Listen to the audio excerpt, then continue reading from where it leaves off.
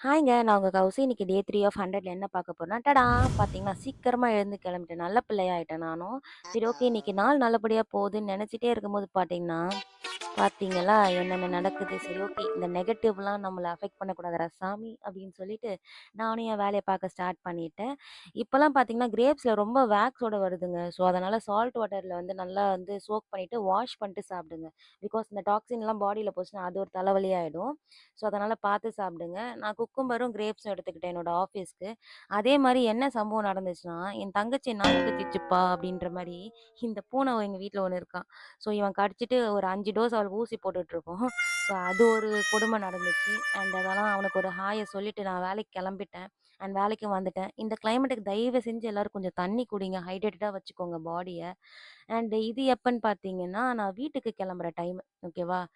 என்ன பண்றது? அப்போ ஒரு வேலைய குடுத்தாங்கனால என் மூஞ்சி இந்த அஷ்டகோணல்ல போயிட்டுருக்கு. பட் ஆனா ஏதோ அந்த வேலையெல்லாம் முடிச்சுட்டு நான் கிளம்பிட்டேன். சரியான வெயிலுங்க. என் ஃப்ரெண்டும் வரேன்னு சொல்லியிருந்தான் பாக்கறதுக்காக. ஸோ, "உனக்கு வெயிட் பண்ணியே பாடி வீக் ஆகுது" அப்படி பாடணும்னு ஆசை.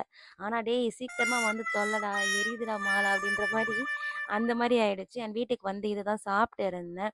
அதுக்கப்புறம் ஃபேஸ்லாம் பார்த்தீங்கன்னா, ஒரு மாரி டல்லா இருந்தது. ஸோ, அதனால ஒரு ஆல்ரெடி வீட்ல செஞ்ச ஒரு மாஸ்க் இருந்துச்சு. அதில கர்ட மட்டும் மிக்ஸ் பண்ணி ஃபேஸ்ல போட்டுக்கிட்டேன். சூப்பரா இருந்துச்சு. அதுக்கப்புறம் ஜிம்முக்கும் கெளம்பிட்டேன். இன்னைக்கு ஜிம்முக்கு போனதுக்கப்புறம் பார்த்தீங்கன்னா, எனக்கு மைண்ட் செட்டே இல்ல சுத்தமா. என்னடா ஒர்க் அவுட் பண்ண போறோம்? ஒரு மாரி காண்டா இருந்துச்சு. பட் எனிஹவ் எப்படின்னா பார்த்தீங்களா, இப்பயே ஒளர்றேன். அதுதான் அங்க மேட்ரு. எனிஹவ் வந்து எதுவுமே பண்ணாம இருக்கிறதுக்கு ஏதோ ஒண்ணு பண்ணணும்னு சொல்லிட்டு, கார்டியோ ஒரு 30 மினிட்ஸ் பண்ணிட்டு, ஆப்ஸ் ஒரு 4 வேரியேஷன் போட்டிருந்தேன். சரி ஓகே, வீட்டுக்கு போய் கம்முன்னு தூங்கிடணும்னு நெனச்சேன். ஆனா நம்ம நெனைக்கிற மாரி எதாவது நடக்குமா? இல்ல. எங்க அம்மா சுட சுட தோசை செஞ்சிருந்தாங்க.